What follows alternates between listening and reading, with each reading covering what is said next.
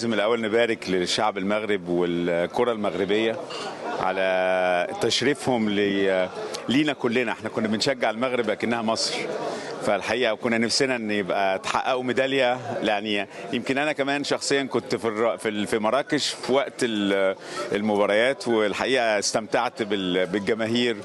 فده في البدايه. طبعا دايما احنا المغرب زي ما انت قلت كده بتعتبر وطننا الثاني، واحنا سعداء ان احنا نبقى موجودين هنا.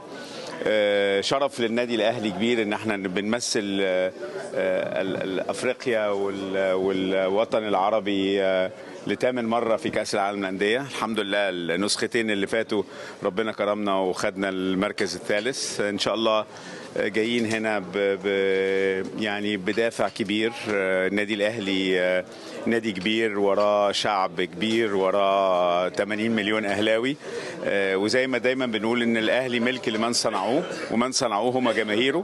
فان شاء الله باذن الله تعالى نحقق حاجه كويسه. وفي الاخر في الاول والاخر هو شرف كبير ان احنا نبقى كاي نادي يبقى ممثل في كاس العالم للانديه. المغرب الحقيقه انا شخصيا يعني شايف ان التطور الرياضي في المغرب والنهضه الرياضيه اللي موجوده في المغرب الحقيقه حاجه تشرفنا كلنا كعرب وكأفارقة، وهي جديره انها تنظم حفل ومحفل دولي زي ده.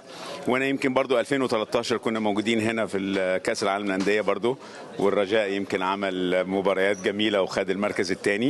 ان شاء الله باذن الله تعالى ربنا يوفق العرب، سواء الهلال السعودي او الوداد المغربي والنادي الاهلي، ان شاء الله ان احنا باذن الله نصل للادوار النهائيه ونقدر نحقق حاجه تسعد جمهورنا كله.